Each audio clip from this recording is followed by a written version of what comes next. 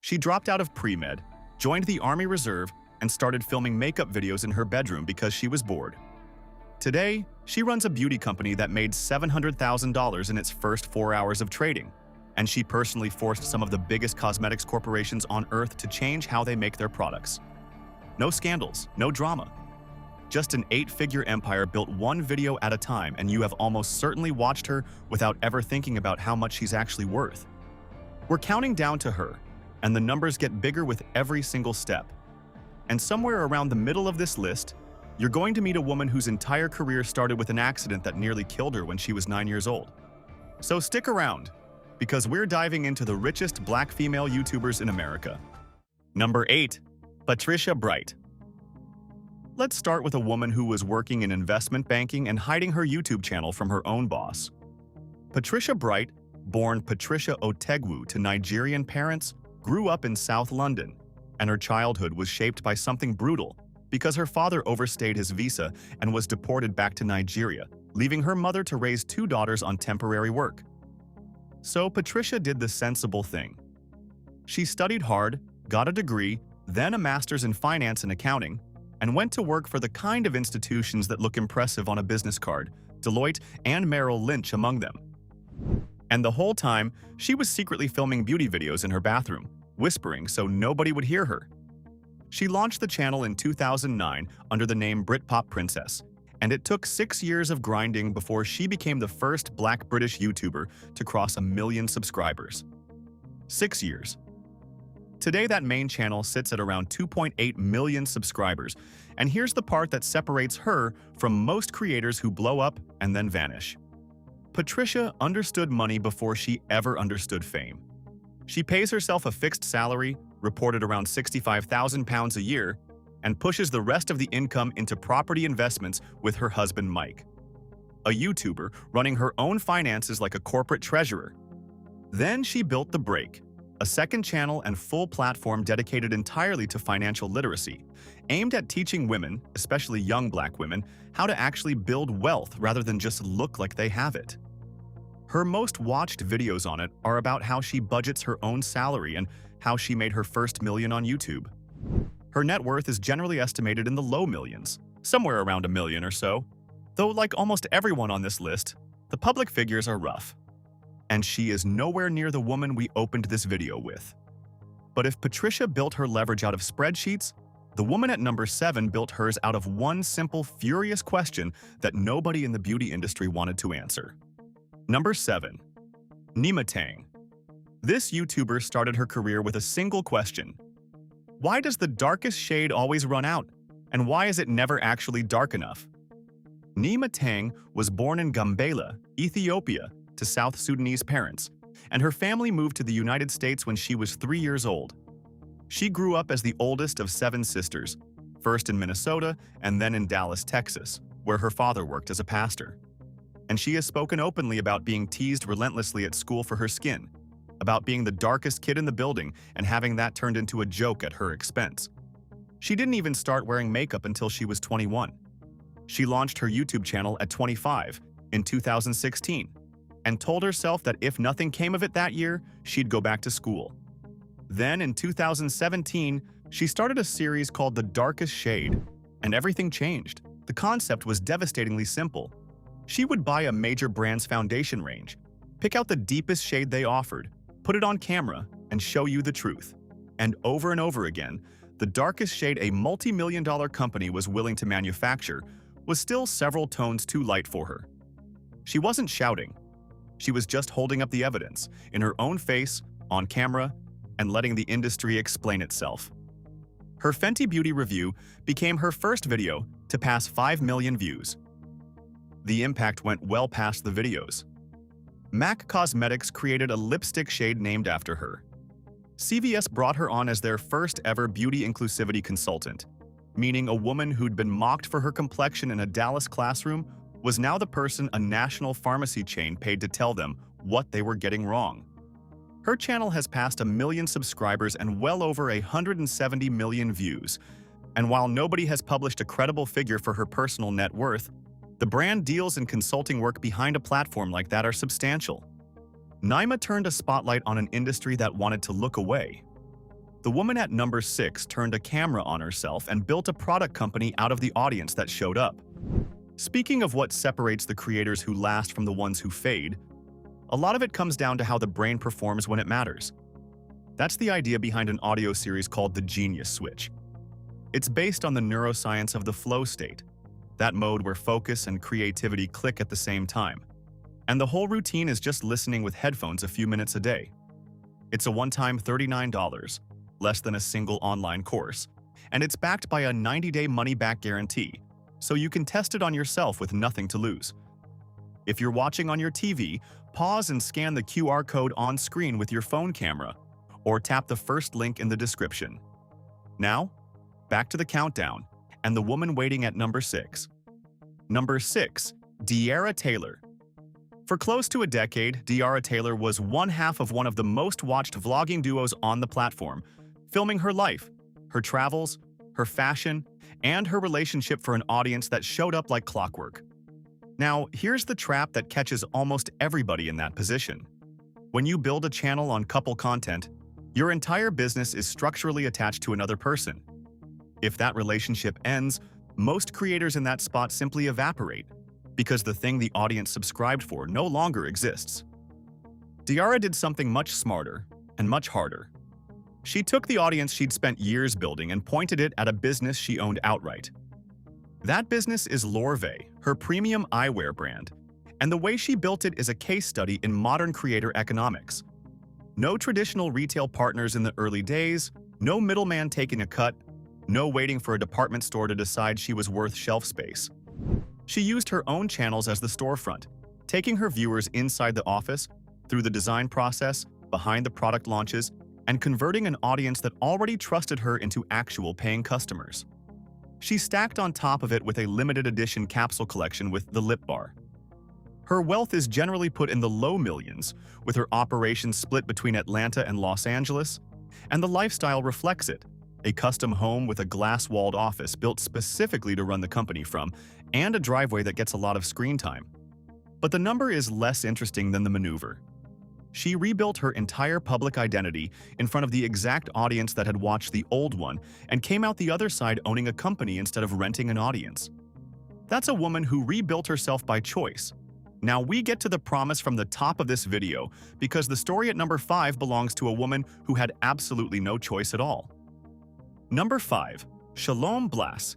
She was 9 years old, in Nigeria, when a pot of frying oil went over. The burns covered her face and her upper body. Her sister was caught in the same accident. Shalom spent 4 months in a hospital, and the damage to her scalp was severe enough that her hair could never fully grow back. An aunt eventually helped the girls get visas to come to the United States for reconstructive surgery. And that's how Shalom Black ended up as a teenager in American schools, carrying scars across her face, in the exact environment least equipped to be kind about it. She was bullied, badly.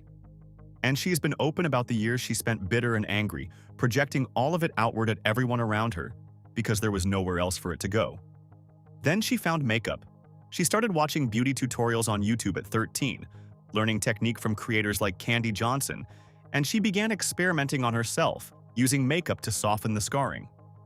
And here is the pivot that makes her story genuinely extraordinary, because she could have used that skill to hide forever, and instead she turned the camera on and showed everybody. She launched her channel in 2016, and it grew fast because the content was doing something almost nobody else on the platform was doing. She'd film full transformations, apply the makeup, wear the wig, and then take all of it off on camera. Her most famous video is exactly that, her crush removing her makeup and her wig, live, in front of an audience of millions. Think about the nerve that takes. She built a following of over 1.5 million subscribers, not by concealing what happened to her, but by making the removal itself the show.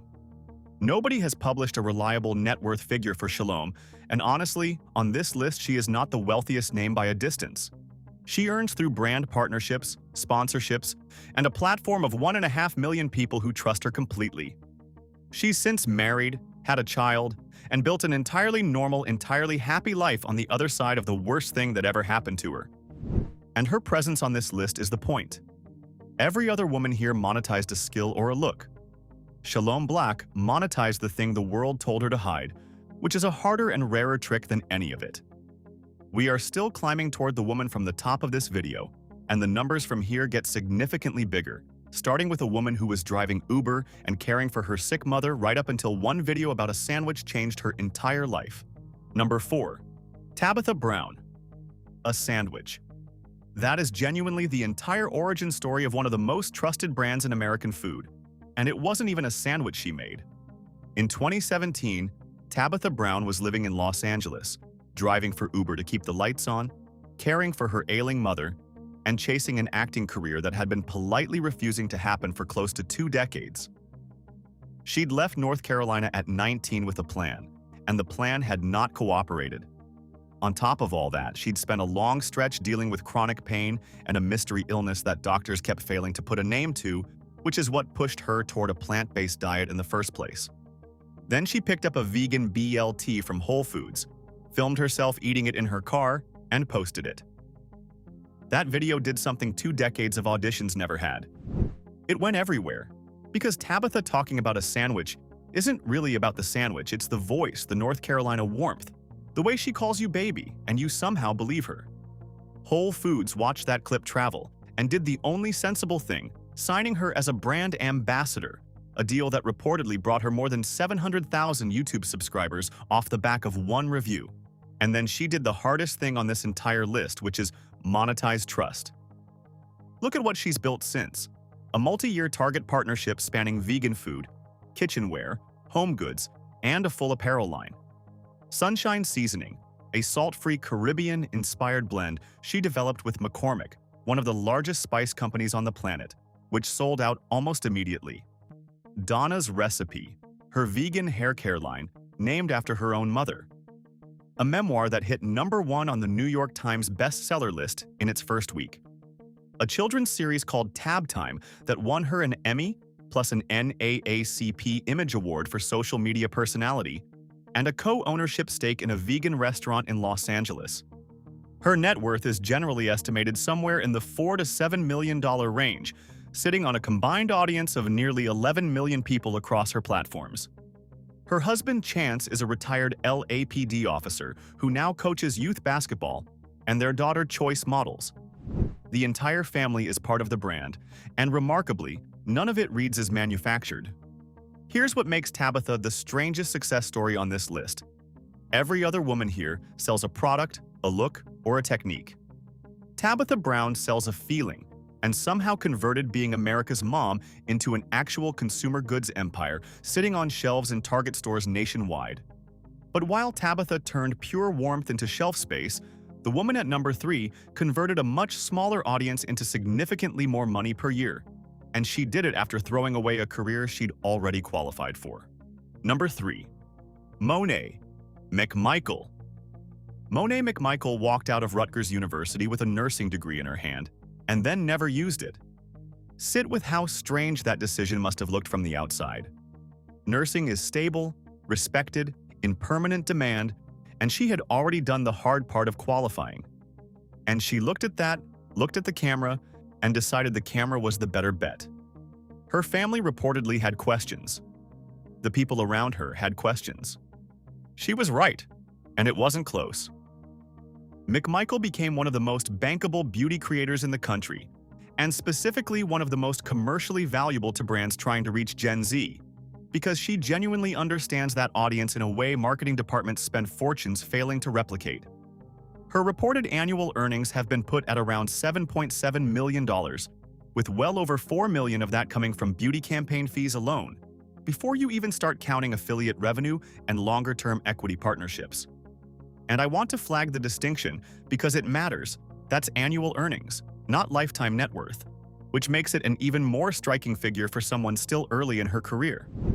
Her operation is built around the New York and New Jersey area, with a home content studio designed specifically for capture, sponsored international travel that doubles as content, and the kind of brand relationships that only exist once you've proven you can move product.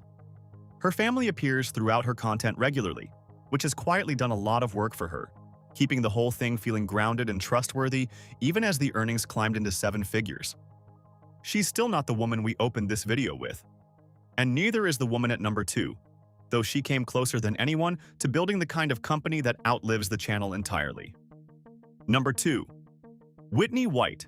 In 2008, there was almost nothing on the internet for Black women trying to figure out how to care for natural hair. No real tutorials, no established creators, nothing resembling an industry. So a woman named Whitney White started filming in her own home, with no resources and no roadmap, trying to solve the problem for herself and for whoever else happened to be watching. Under the name Natural85, she essentially built an entire YouTube category from scratch. And when I say she was early, I mean she was there before the natural hair movement had a commercial infrastructure at all, which meant that when the market finally caught up, she had a decade of trust with an audience that had literally learned how to do their hair from her. Then she did the thing most creators never manage. She turned the audience into an actual company. Melanin Hair Care, which she co-founded, has generated over $23.5 million in lifetime revenue. But here's the detail that puts her in a different tier from almost everyone else on this list. She raised real venture capital from the same investors behind Drunk Elephant and K18, two of the biggest exits in the history of clean beauty. That is not influencer money. That is institutional money betting on an operator. Her products now sit in over 2,000 retail doors, including Ulta, Sephora, Target, and Selfridges in London. And the company spends remarkably little on traditional advertising because her organic reach still does most of the heavy lifting after all these years. Her personal net worth is generally estimated somewhere between $5 and $10 million, and her life leans into quiet rather than flash. A custom-built home in the Boston area made with sustainable materials, and money pushed back into clean beauty research rather than stacked into luxury purchases. Whitney White built the category and then built the company. The woman at number 1 built the category, built the company, and then made the entire industry change its behavior, and she is the woman we opened this video with. Number 1. Jackie Aina. In 2009, Jackie Aina was a military reservist stationed in Hawaii. She had dropped out of pre-med at Cal State San Bernardino after 2 years, joined the Army Reserve, and by her own account she was unhappily married, bored, and watching other people post makeup videos on the internet. So she picked up a camera and started filming herself. Born in California's San Gabriel Valley to a Nigerian father of Yoruba descent and an African-American mother, Jackie grew up with the expectation that she'd become a doctor or a lawyer. Instead, she became the person who dragged an entire global industry into a conversation it had spent decades avoiding. Her channel now sits at around 3.5 million subscribers and over 400 million views, but the subscriber count badly undersells what she actually did. Jackie became the loudest, most credible voice calling out major cosmetics companies for ignoring deeper skin tones, and unlike most online criticism, hers actually landed. Brands changed formulations. Shade ranges expanded. Her 2016 video criticizing the industry's lack of diversity is widely treated as a turning point. And the companies that once represented exactly the exclusion she was fighting, Dior Beauty, Olay, Anastasia Beverly Hills, ended up as her partners. Then in July of 2020, she stopped advising other people's brands and launched her own. 4VR Mood, her luxury self-care line built around candles, fragrances, and lifestyle products, did $700,000 in sales in its first 4 hours of trading. 4 hours. Within a year, it had sold 200,000 candles at an average order value of around $95. And by the middle of 2021, it had posted $6 million in revenue, with projections pointing toward $10 million before that year was out. It's stocked in Sephora, and she runs it alongside her partner Dennis Asamoah.